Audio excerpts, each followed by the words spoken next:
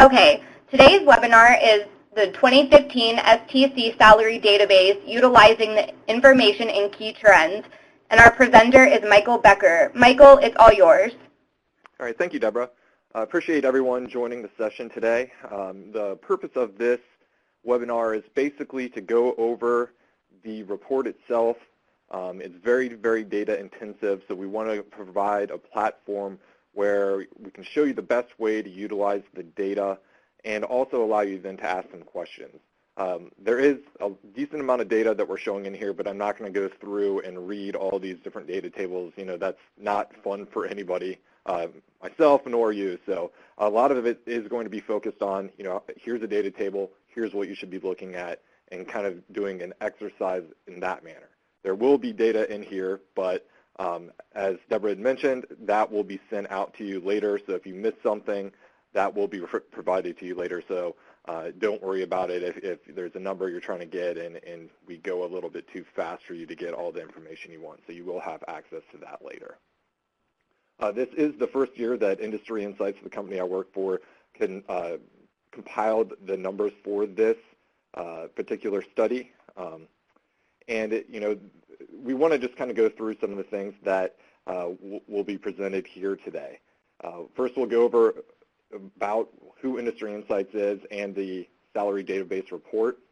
We will go over who should be utilizing this information. It is quite a wealth of information, so you know there's a lot of different people who can use it. Then we'll go over how to best utilize it, and then we'll get into just some general information on the economy and some of the key employment and wage trends for technical writers. To begin, we'll go over who is Industry Insights. We have been serving associations since 1980. Associations are 99% of our client base. We understand the needs of associations and their members, and we're basically compiled of a group of statisticians, CPAs, and IT professionals. Many of us are multiple of these different categories. I'm a CPA, which you know probably doesn't mean a whole lot for a compensation study, but I also have a master's degree in analytics and just I have a great understanding of data and what it means. So many of our professionals here are like that, where we have a couple different caps that we wear, and we all just have a really good way of understanding data. And then our IT side is able to take that data and put it into usable, user-friendly formats like this report. We are an objective third party. You know, we work for the association. We won't be contacting any of the members for any reason outside of, you know, the research and answering questions for them. So you're not going to get harassing emails from us or anything like that. And we provide benchmarking services for over 200 associations. We do a variety of studies. I've been here for over a decade. I've worked on over 100 different compensation studies. And we do other things like employment and staffing surveys, financial studies, and member profile studies. And, you know, we have 35 years of experience doing this. And, you know, this is our expertise, is data, research, and that. You know, we're not necessarily experts in one particular industry, but we're just experts in kind of the data and analytics realm. Now, just to give some brief information about the STC Salary Database. The data in the report is obtained from the BLS, or the Bureau of Labor Statistics, and they conduct an occupational employment statistics survey.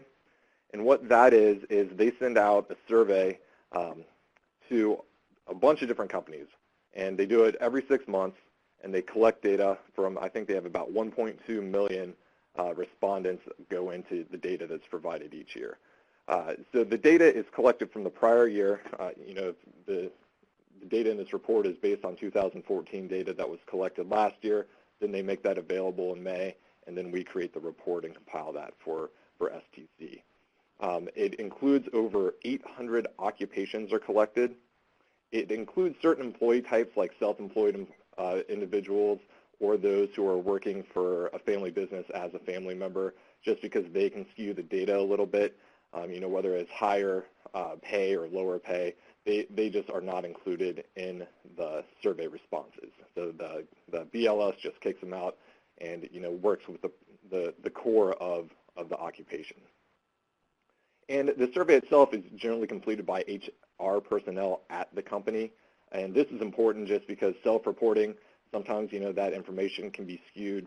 People may put higher compensation values than what they're really making just because they want to help their their occupation. But this goes to an HR personnel person, so it's kind of a third party is providing the information for all of those within the occupation. So it makes it a little bit more correct, a little bit more valid from that standpoint because it's not self-reporting. Additionally, the whole OES survey is done based off of occupational descriptions, and they do this instead of using titles just because titles can vary so greatly from one company to another, and it may not really be representative of what that person's occupation actually is. For purposes of this, the BLS and the OES survey, the definition of technical writers is shown on this page at the bottom, and the definition is that they write technical materials such as equipment manuals, appendices, or operating and maintenance instructions, and they may assist in layout work. So that's what, when somebody received the survey form, that's what it says a technical writer is. So, hopefully you can kind of read that definition, see how much that applies to you. Obviously, in companies, people wear multiple hats sometimes, so you might do this plus more. You may, do parts of this, but not all of it. So just for your knowledge as we go through, that is what the definition of a technical writer is for purposes of this report. Now, the report itself is very data intensive. It's over 180 pages. There's some pictures of different pages on the right-hand side. Within the report, we have information about the report. We have information about the BLS and the survey that they send out. We have information about how to best utilize the report, which much of that we will go over in this presentation. Then there's just a lot of analytics in it. There's a lot of analysis of employment information, of compensation information, where we have write-ups over the key highlights of the data. We do a lot of top 10, bottom 10 type of things just because there is so much data. So we'll show the top 10 industries based on employment, or the bottom 10 states based on wages. So there's a lot of data in there, and we have a write-up on the key highlights of that. We also have a section on the economy, which we'll go over those key items in this webinar as well, and that just gives you a nice feel for what has the economy been doing. It's a little bit different because this is based off of 2014 data, so we're kind of looking at a year back, but we do have forecasts for 2015 for a lot of the economic indicators, which can help guide where is the economy going, which in turn can kind of tell us where is this occupation going as well.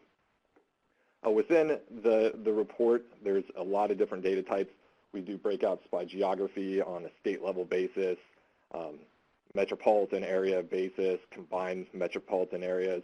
So we have a lot of different ways to look at the employment levels and the compensation levels. You don't want to necessarily just look at your state, but if you are a part of a metro area, that's really, really good information for you to have.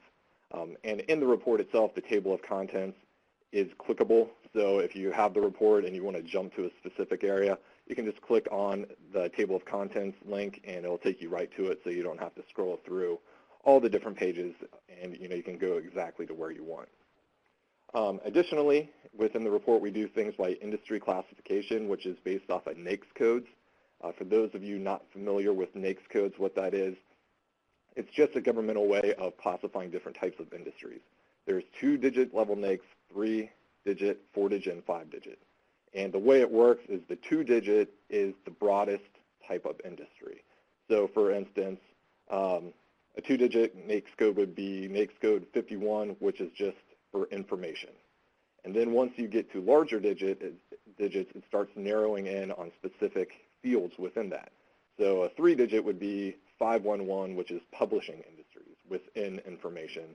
And then a 4-digit would be something like 5112, which is specifically software publishers, which is within the publishing industry, which is within information.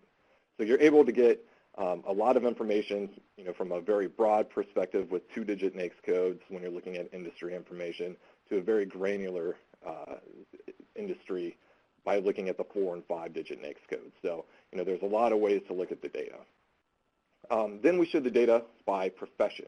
So we saw that we do it with technical writers. We saw what that definition was, but then we also have 5 other positions that we compare the data to, compare the technical writers to. So that's reporters and correspondents, public relations specialists, editors, writers and authors, and interpreters and translators. And that's a nice way just to kind of see, these of similar professions, are they kind of tracking the same way technical writers are?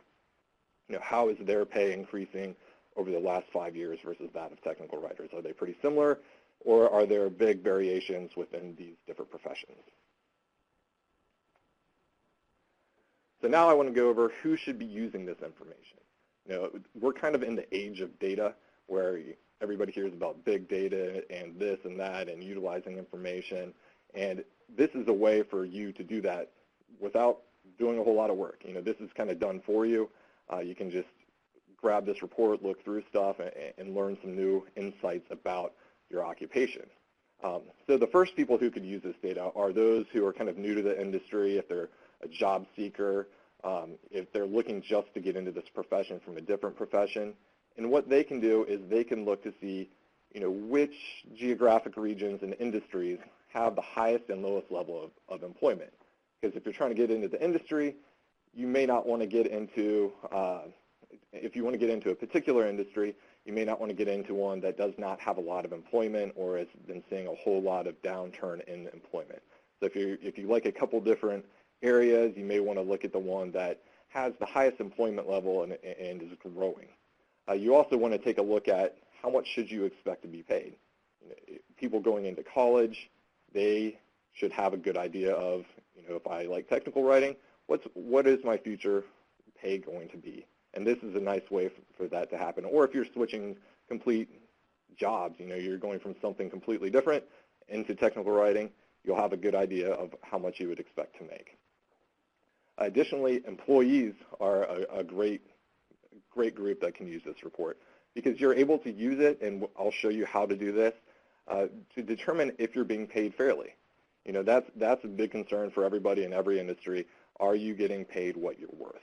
So this will give you a tool to go through, kind of identify areas, see if your pay matches up with what an expected pay would be, and then that gives you some valuable information to take into a review or to take to your manager if you want to raise a request. If you do find that you maybe are being underpaid, you can take this and you have quantifiable data saying, hey, here's what most people are making that I would probably fit in with. I'm making below that. How can we get this a little bit more even? So, it's not a guarantee that you're going to get a raise, but at least it's a good way to start the discussions. It's a good way to get that ball rolling. Additionally, employers or managers, they can use this information for employer reviews. A lot of times there are different employers who have different compensation strategies of what they want their business to be. They might want to be kind of a middle of the road in terms of what they're paying their employees, but others want to kind of be a market leader. They want to be on that upper echelon of the pay because they realize that they're there, that can help motivate employees. They want to get the best talent, so they want to pay the most, get the best employees possible. So as an employer, you're able to take this, identify, all right, here's what most people are paying. If we want to be the market leader here, let's bump that up a little bit. And that's a great way for an employer to use this. Additionally, at the review time, if that is your strategy or whatever the strategy might be, you can take this information and present it saying, here's your raise for the year. This puts you in line with X, Y, Z. And it's just a great way to kind of have an open conversation with employees if you are the employer. It also helps with setting budgets. So if you're hiring new employees or there's a big project, you're able to identify, all right, here's what the pay should be for our team, and based off the data in the report. So from there, you can say, all right, here's what we expect this project to cost, or here's what we expect for the whole year to kind of be on an expense basis. So it gives a lot of information about, just overall wages, whether it's annual compensation or hourly wages. You're able to take this information and then utilize it several different ways. And then self-employed or freelancers, you can use this. Basically, you can just, whoever you're freelancing for, you can say, well, here's the industry that they're in, here's the geographic location that they're in, and you can get really good insights about what is the typical pay in that area. So now you know what a competitor or somebody competing against you, if they're in that location or if they're just anywhere else, and you can do this, from a different state, you can look at that information and say, here's likely what they're normally paying. Here's what I think I can get from them. So it gives you a lot of valuable information for setting different prices for your own work and setting your different contracts. So it's a lot of information that you can put together to help set your own rates. So how should you best utilize this information? Well, the data in this report and pretty much any benchmarking report you ever see should just be considered guidelines and not absolute standards. And the reason for that is that when you're looking at compensation information, we don't know everything. For instance, we don't know the different retirement or healthcare packages that a company is providing on top of just their compensation levels. Are there different perks? Do you get a company car? Are they paying for continuing education or certifications or school or what have you? So when you're looking at this, you kind of have to just realize that it's not an absolute. If you're looking at two comparable individuals who have identical qualifications, but one person's making $10,000 less just in straight salary, well, that doesn't necessarily mean, I'm sorry, I just saw a question. Didn't you just state that self-employment data is not included in this survey? That is correct. The data itself for self-employment information is not included by the Bureau of Labor Statistics. They throw them out. But the self-employed/freelancer can still use that information in the report. So if they're competing against a company, they have a good idea of what a company might be charging for that same service that they're now competing on. So that's how you can utilize that. It's not necessarily, there's not going to be a breakout of, all right, here's how much self-employed individuals are charging, but it's a way to kind of back into what other competing companies might be paying their technical writers for a competing bid is what that is. So back to the utilization here. So two companies, if we have two people who work at different companies, one is paid about $10,000 less, well, initially people are going to automatically think that you'd rather be the higher paid person. But if that higher paid person doesn't have a 401k plan or health care plan, and you find out that the person who's making less has all of that, and maybe they're getting 10% added into their 401k, and they have amazing health care and dental care and a company car, well, that may change your perception of which one is actually being compensated better. So you have to take that into account when you're looking at this information and when you're kind of exploring how your pay is versus this. Are you kind of on the typical road? You're making close to the same amount, and your 401k is pretty standard, and you have limited health care. That might be something where you're right in the middle. But otherwise, if you have really good plans or not so great plans, you need to kind of make adjustments for that. And additionally, with this, not everybody is the same within an occupation. Your background, your education, how many years of experience you have, that can vary greatly between two individuals. Even within an occupation, within a job, you may have 5 years of experience, but maybe you worked 20 years somewhere else before you went into that job.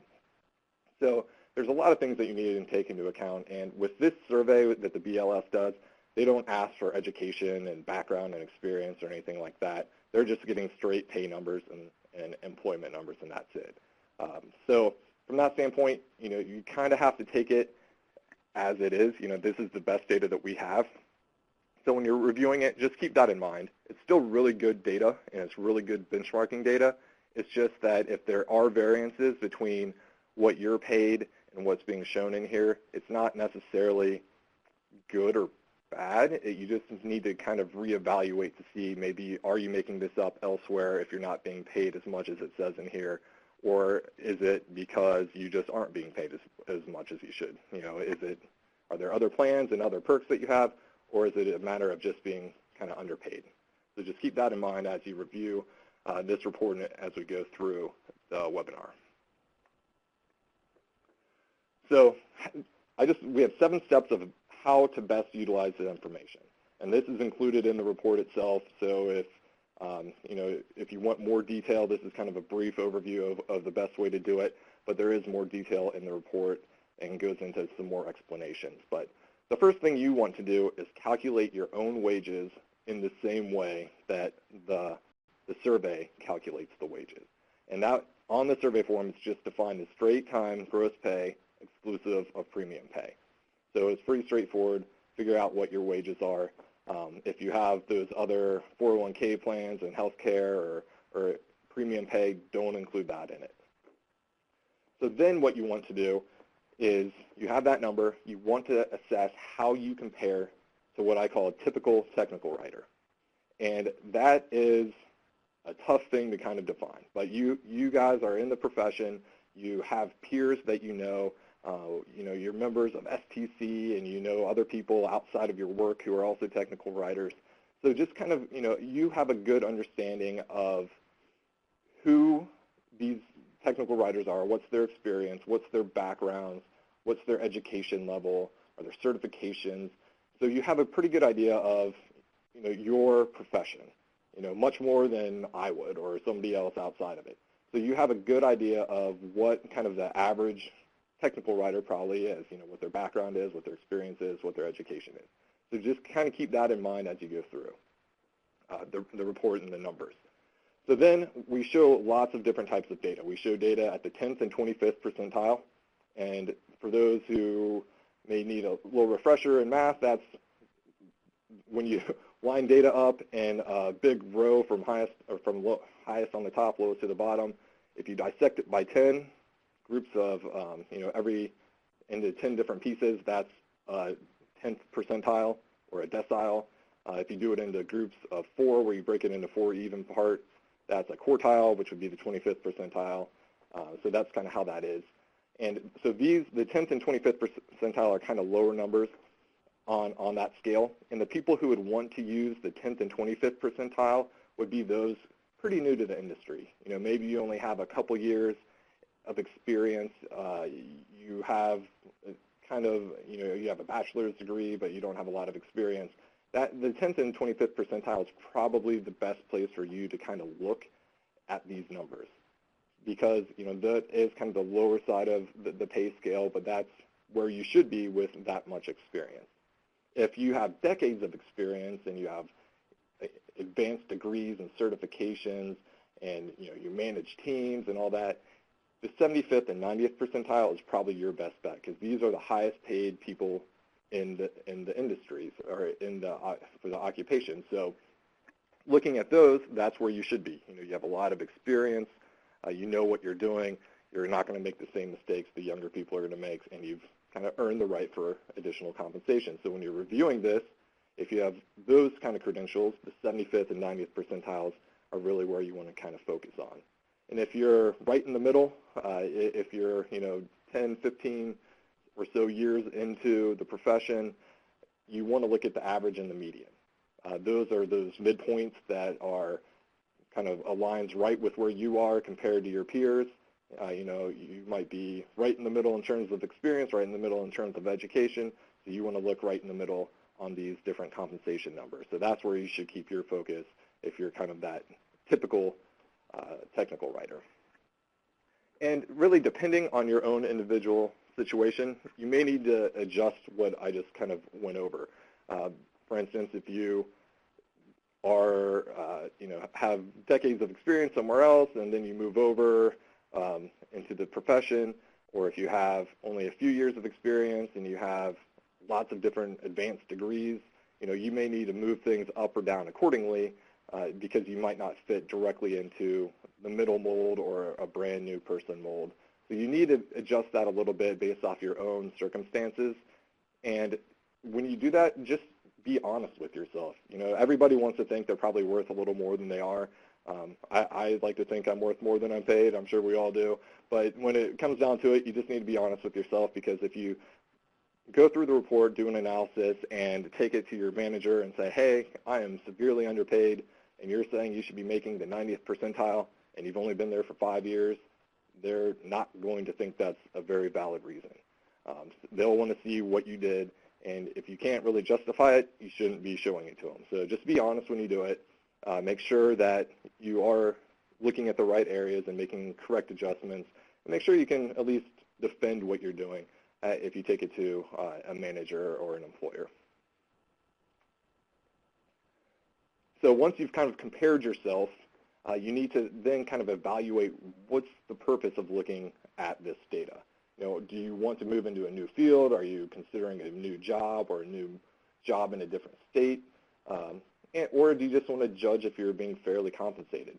Once you know what the answer to that is, and it could be multiple of those different bullet points, then you can start focusing in on the right areas. You know, you can start looking either at the employment areas, you can be looking at the compensation areas, you could be looking, do you want to look at the different industry sectors, or do you want to look at the different geographic type of data?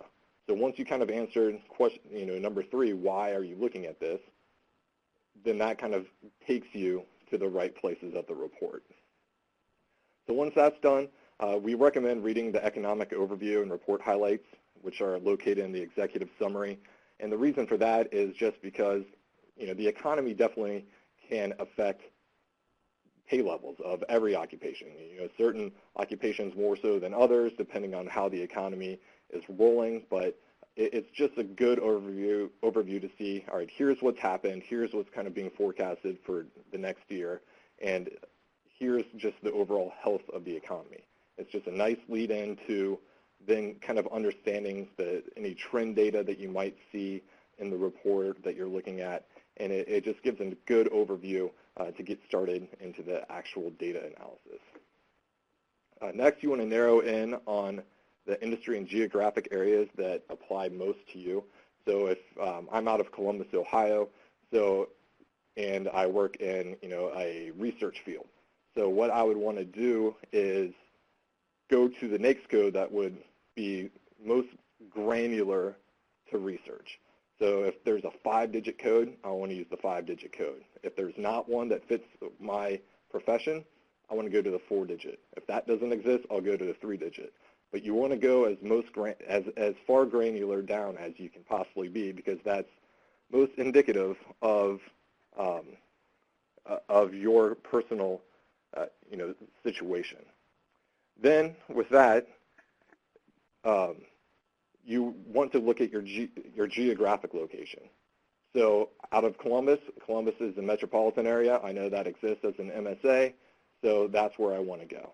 I'd look for the Columbus, Ohio, and then if that didn't exist, if you're in a place where you don't have a metro area, then you want to go to the state level data. So that's just kind of the way you want to do it. Go as granular as you can. If that doesn't exist, take it up a step. And the next one is if you're moving to a new industry or a geographic region, what you want to do is look to see the differences between your current industry or geographic region and the new one. So then you're able to compare these different salaries between the two. So you can see, all right, in this industry right now, I'm $5,000 less than the new industry. Or in this geographic location, I'm $10,000 more than if we move somewhere else. So it just gives you a good way for you to look at the data, identify if there's any wage differentials between them, and then you can calculate a multiplier, which is taking the new wage versus the old wage, and then seeing how that kind of works in addition to the cost of living metrics that you can find between different cities. So for instance, if your multiplier is over 1, that means you took 75,000 in a new place and you're at 50 now, you have a 1.5 multiplier. You can look to see, all right, if at 1.5, is that worth moving for that extra 25,000 if the cost of living is comparable? So you can take that information and then make new decisions. Then if there's large variances between your industry and geographic compensation levels, you may want to consider using the most granular at each, which I kind of mentioned. And then you may want to kind of smooth out some of the effects of cost of living. And the way you can do that is by weighting the geographic location at a higher weight than the industry, and I will go over an example of that later, but it's a nice way to kind of smooth out if there's a huge cost of living difference between two different areas, and as I said, I'll go over that in an example here in a little bit. And just as a reminder, even a relatively simple analysis of your own wages can provide significant insights into what you're being paid. You don't need to be a statistician or an analytics expert to really get value out of this report. And as we go through the next few slides, I'll show you how you can do that relatively easily without a whole lot of effort or a whole lot of time. Okay, just to briefly go over how the economy did in 2014 and kind of forecasted for 2015. Looking at this is growth rate of the gross domestic product. We always want to see growth. The higher the better, just because as the economy grows, that produces more jobs and there's more pay, and it's just good for everyone. We've pretty much been pretty flat the last 5 or so years, and we're looking as forecasted uptick in 2015 of about 3.1% growth, and that's holding pretty strong right now, so we can expect that. There still is some uncertainty overseas. There's a China issue with their stock market kind of crashing, and then obviously lately we've been seeing increased terrorist activities, which that all can affect economics both here and globally. So, in general, things are going well, and people have taken off hiring freezes since the recession, but we're going pretty steady, but it's not going through the roof or to the moon or anything like that at this moment, but we're in a good spot. The table at the bottom, this is from the World at Work Salary Budget Survey. It basically does a survey to identify how much increases in salary budget different companies are putting out there for their employees each year, and then they do a projection for the next year. And almost across the board from 2011 on, we're looking about 3%. So just about everybody's getting around a 3% increase in pay from year to year. 2010 was a little bit lower, but the projections for 2015 are all about 3% as well. Inflation, this is an important one when it comes to actually identifying how much money that you are increasing when you get a raise. So for instance, if you get a raise of 3% and inflation's only 2%, your real change of money is 1%, because inflation basically is how much more is everything costing from one year to the next. So that 2% projection for 2015 is they're saying between 2014 and 2015, on average, everything's about 2% more when you buy it at a store or for any sort of purchase that you make. So if you get a 3% raise, you've actually increased your real value by about 1%. So you always want to try to be above inflation, or you're either just spinning your wheels in the same place, or you don't want to be below inflation, which if you are, you don't want to be too much below, because that means you're just kind of losing ground. Then unemployment rates, you can see a nice steady trend down. That's very good. The more unemployment there is, the harder it is to get a job, because there's more people looking at it, looking for work, and there's more ways for an employer to pay people less money or not give raises because there's demand for that job. But as unemployment rates drop, now the employee kind of has an advantage, because people are looking for other employees, and there is not as much in the talent pool anymore. So moving from one position to another, one company to another, you become more in demand as unemployment drops. So that's good for everybody. In general, it helps increase pay, and it definitely allows for transitions to new companies and opportunities that aren't there when unemployment is really high. So a quick summary on the GDP, on the economy, we've seen steady GDP growth. Salaries have been increasing by about 3%. We have low inflation, which is good. We would prefer to see higher increases in salary than higher inflation. Unemployment's dropping. We currently do have a very strong dollar compared to the rest of the world. Our interest rates are very, very low, even though there was an expectation of a fourth quarter increase this year, but that didn't happen. And then there's foreign market uncertainty and terrorist activity, which can affect not only us domestically, but internationally with any partners that we may have that can cause some turmoil with regards to our GDP. We had a question about how accurate are these unemployment rates. The unemployment rates that are historic are straight from the government. That's exactly what they've determined. Every once in a while they will revise those, but those were up to date as the time of the publication. The forecast is pretty close. I mean, we're almost through the year, and that is pretty close to what it will end up being for the year. Okay, and now to get to some of this information, like I said, I don't want to go through and read all this to you guys. Everybody knows how to read a table. I just want to point out, how to best utilize it. So from an employment standpoint, this is a table of the largest employees of technical writers by industry. So we can see the computer systems, they have the largest employment. Architecture is second largest. And for all industries of technical writers, it's expected that there is 48,210 technical writers. Now that number is a 1.9% increase from last year, but it should be noted that that number is probably pretty low compared to what is actually there. As I mentioned before, there are occupation definitions that are given to the person filling out the survey, but not everybody fits into everything perfectly. And STC projects that there's about 600 different college-level programs dedicated to technical communication. So those people going through the programs have to be going and getting jobs somewhere. So that number likely is much higher, but for purposes of what the BLS presents out, they are saying it's 48,000, but it likely is much, much higher than that. But as you go through these different slides and tables, you can see that we will sort things by different things, different variables. This one's sorted by employment. So if somebody was going into a new industry, they may want to say, all right, I want to go into the industry with the most amount of jobs.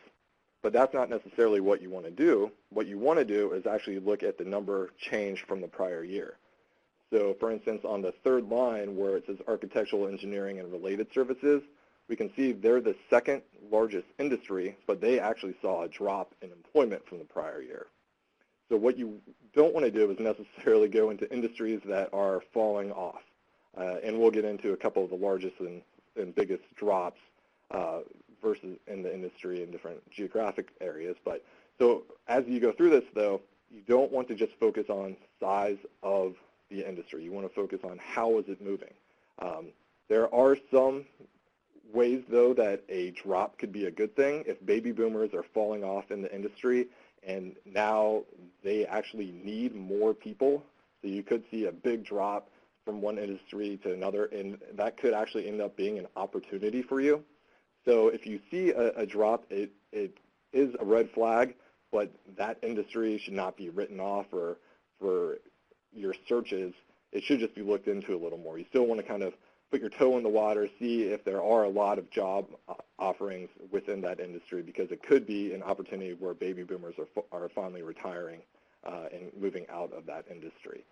But in general, if you see positive growth, that's kind of areas that you would want to focus on. So here, this is the largest industry gains. Employment services was the largest with 360 new positions added. And that represented a 10.8% increase. So again, what you want to do is kind of focus on the number change from the prior year, which this table is sorted for. And all these tables in the report are pulled directly from all the tables in this presentation are pulled directly from the report. So you can see those if you get the report as well. So again, what you want to focus on are the number change from the prior year. From the biggest losses standpoint, we see that aerospace, product and parts manufacturing had the biggest loss of 170. And when you look at cable and other subscription programming, that actually lost half of their employment from 2013 to 2014. So as I was saying before, you kind of want to look, that could be an opportunity, but when you see something drop in half, that's probably a pretty big red flag. That might not be the best place if you're just coming into the occupation to go into. You know, you may want to look elsewhere, but that's not a certainty. But it's just a way to, you know, kind of look at this and evaluate, is this a great place to go into? Am I dead set on it? If so, you know, you should still do what you love, but if you're between a couple things, that might be a red flag to consider. State level, same thing. Biggest states are, by population, the biggest states. California, Texas, by far have you know, the largest number of technical writers in the states. Now, looking at it from an increase, you can actually see that North Carolina had a 300 employment change, which puts them second and represents an 18.8% increase. So we see a lot of big percentages on the right side of this for the biggest gain. So you know, those are kind of the hot spots right now, the hot states for employing more technical writers. So like I said, if you're looking to move or if you're looking to get into the industry, these states might be the ones that you should kind of focus on the most. Now, looking at metropolitan areas, again, we want to focus on the change from last year. You can see the Charlotte area, the Charlotte, Estonian, and Rock Hill, North Carolina, South Carolina area. Those are, and Raleigh, Cary, North Carolina, those are the areas that have the biggest increases. And you can see some rather large increases of, you know, up to 50, 60, even 125% on there. So as you're looking at different metro areas within a state, you know, here is where you want to kind of focus. You want to look at the MSAs. You want to look at the metro divisions and the CSAs to identify, you know, here's the city that maybe would be the best place for me to move and has the best opportunity, at least from a number of employment and employment growth standpoint. The bottom graph shows the biggest drops. So we see that the Connecticut area had some pretty big drops along with Wichita. Those by far had the biggest drops versus the prior year. So, you know, if you were looking to move and there was an opportunity there might be a lot more technical writers vying for that position, than if you were in an area that saw larger growth, just because if more people are unemployed, they're still looking for jobs as well. Getting into wages, here we have a graph on the top of the median wage of technical writers for the last 5 years, and at the bottom is the average wage of technical writers for the last 5 years. And as you can see, you know, there's steady growth. You know, the scale of the size doesn't make it look huge, but, you know, I don't want to manipulate the data and make it look like it's gigantic growth. Really, it's about a 2% growth. It's 2.2% for the median over this time frame. It was the average growth, and a 2.1% for the average. So in general, seeing about a 2% growth per year for the last 5 years. That's pretty much in line with inflation. So, and it's actually a little bit higher for that time period overall. So it does mean that technical writers are gaining from a monetary standpoint from their compensation levels, but not by as much as some of the others, because we saw that salary budgets have been increasing by about 3%. So technical writers are slightly below that 3% number with their compensation increases at about 2 to 2.2%, but they're still kind of pacing the inflation by a little bit. So there's gaining ground, but, you know, hopefully there can be more ground to be gained in 2015 and moving forward. Now, comparing technical writers to the other professions, we can see here, you know, everybody's pretty much flat. You know, technical writers saw an increase of 2.2% over this time frame. Public relations specialists saw 1.7%. Editors were at 1.6%. Writers and authors were at 1.5%. And reporters and correspondents were at 1.1%. And interpreters and translators were at 0.2% over this 5-year period. So technical writers increased their pay the most of these 6 different occupations. And you can see they're at the top of the pay scale with regards to these 6. So, you know, when comparing, the technical writers are outpacing on increase per year, as well as overall compensation. Now, here we're going to go through, and I just kind of want to ingrain the best way to look at the data in your head, so we're going to do this a couple times. I'm not going to read through all the data. That's not good for anybody. And like I said, you'll have these slides later anyway, so there's no need to do that. But looking at these different tables of compensation levels, what you want to do, and we kind of discussed this before, is if you're new to the industry, these are the areas that you want to look. You want to look at the 10th percentile and the 25th percentile. Now, if you're kind of middle of the road, the average and the median are where you want to look. These should be your focus areas if you're kind of that I don't want to say run-of-the-mill, but that kind of middle-level employee. There's a lot of people who have more experience in education. There's a lot of people who are still below you and have just joined the force. So if you're kind of the typical technical writer, you want to look at these two average and median values. And now if you're kind of decades of experience with a lot of education, certifications, that sort of thing, the 75th and 90th percentile is the best place to look. Same thing here, brand new to the industry, 10th and 25th. If you're been there for 10, 15, 20-ish years, you want to look middle of the road. And then if you have a lot of experience, a lot of education, you want to look at these values here. And this is MSA division, same thing. New to the industry, 10th and 25th. Middle type of person, the average and the median. And then if you are that advanced career type of person, lots of education, the 75th and 90th, that's where your focus should be. So just going over a few hypotheticals, for instance here, if we're looking at an individual with 2 years of experience, they're in the scientific research and development services industry, and they're from Worcester area, what you want to do is kind of identify the best data for you to use.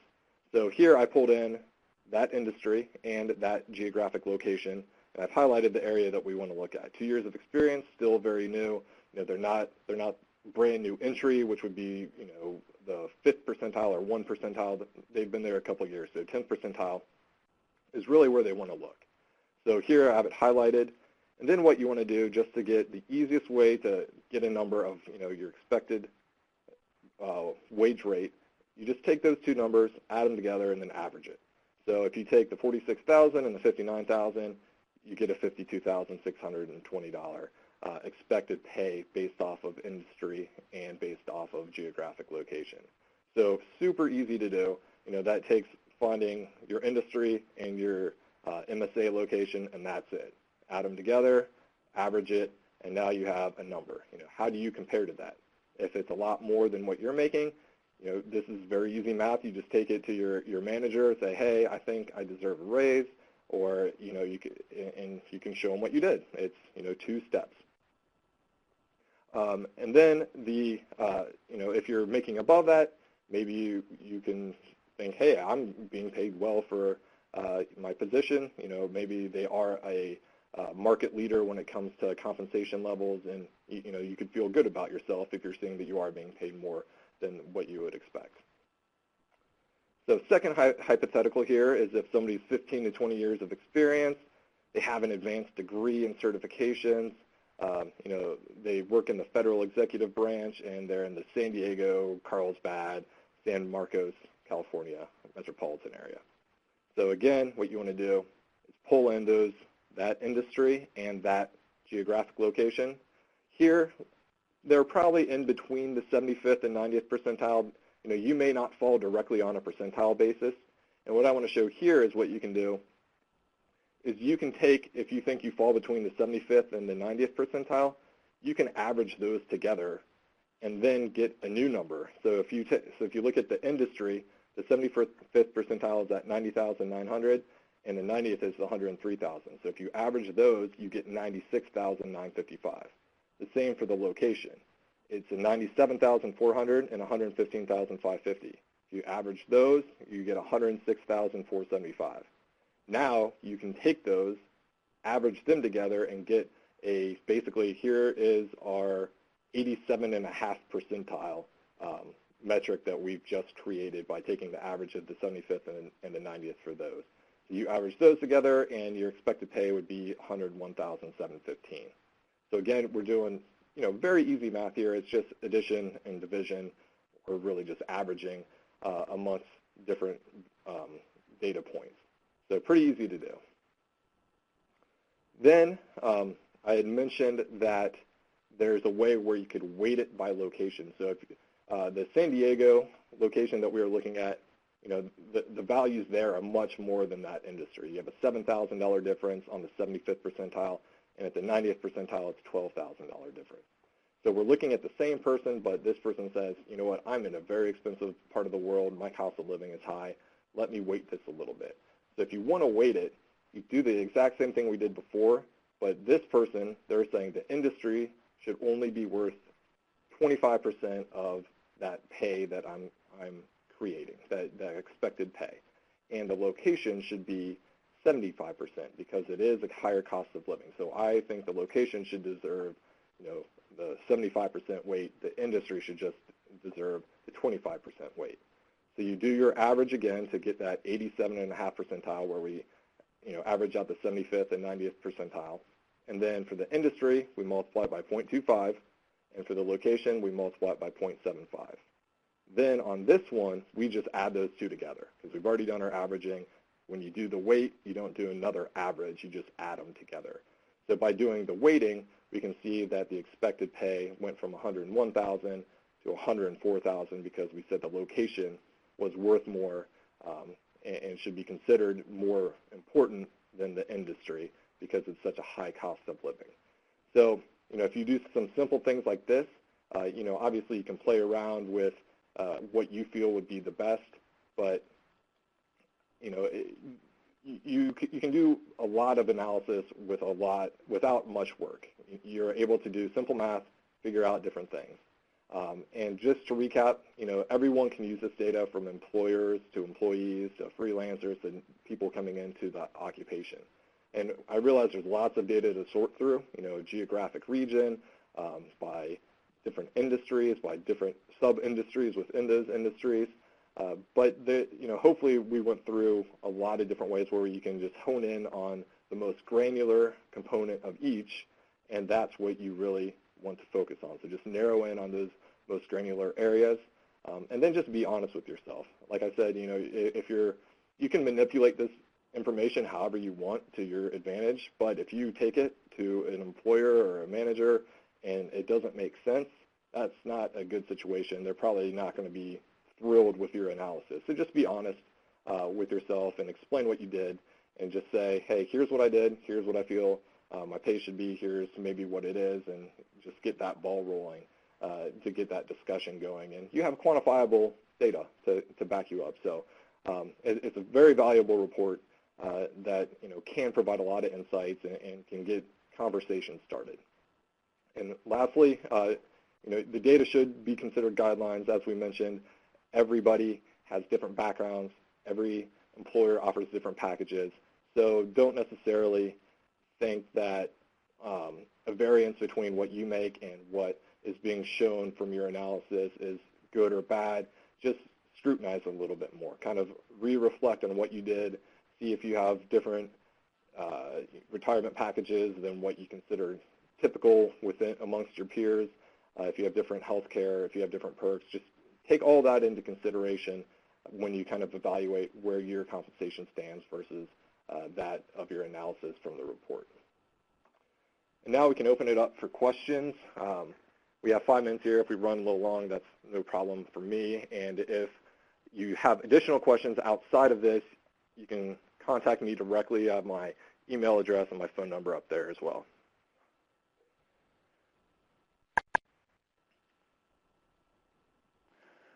Okay, we have a question here. Does the large gain in employment services reflect a trend of technical writers laid off from other industries now needing to work as contract or temp writers? That I do not have an exact answer for. Within those different industry sectors, there's so many different industries that it would be kind of impossible to track that exactly. Somebody on here may know better if they are in that industry, but I don't have a great answer for that. Do you have categories for publication managers for working managers? Are you asking that within the technical writers or just anything that the BLS collects data on? Within technical writers, all that HR people are given is the definition of the occupation of technical writer, so it does not have breakdowns of then kind of manager versus non-manager or different title breakdowns. It's just technical writer based off that definition.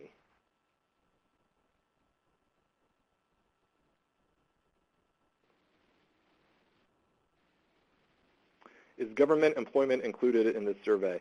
There are different levels of government, local government, state and national industries that are included. So they would be included in here, and then you can find that within each of the different government industries in the NAICS codes.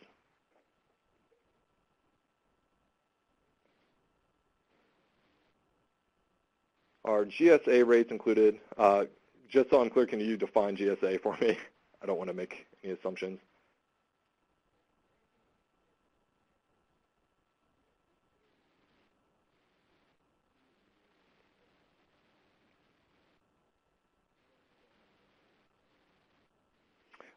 I do not know exactly. We can look that up. I don't know off the top of my head. There's so many different industries within here that I don't have them all memorized, but we can look that up to see if it is included. If you're looking for actual just wage rates, if it's an industry question, there is annual and hourly wage rates. But if you're looking for specific, if that's a special entity that does not fall into an actual industry, those rates would not be included. But there definitely is governmental industries included.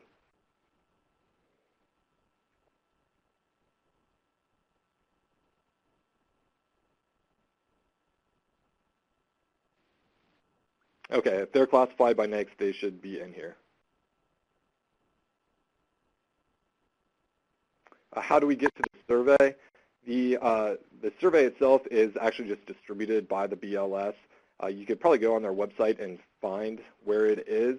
So it's bls.gov is their website, and then you could search around to try to find it. It is not a voluntary survey. They actually send it out, and it's kind of a required survey that once you send it out to somebody, they're supposed to fill it. Oh, the database itself, yes, that is on the stc.org.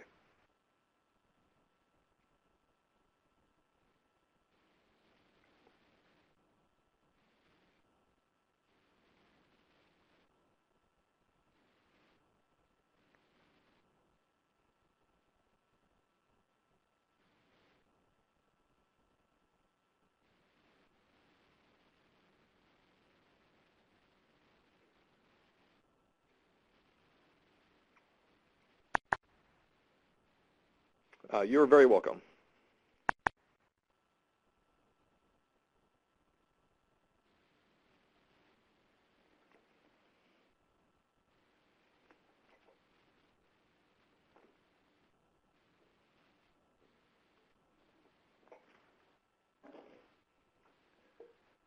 I do see there's a lot of discussion about the database. I do just want to reiterate, if anybody has any questions outside of this, please feel free to contact me either by email or by phone. I'm always happy to answer questions and discuss results and data and explain how to best use the results.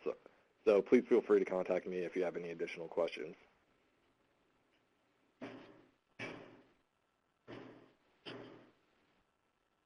Okay, if nobody has any more questions, thank you very much, Michael, and thank you to everyone who attended. We do have more webinars coming up, so please check out our education page on our website at www.stc.org. And remember, an email is coming your way shortly that will have a link to the recording of today's webinar as well as a link to an evaluation. If you fill out that evaluation, you can download a PDF of today's presentation. Thank you again, everyone, for joining us, and have a great day.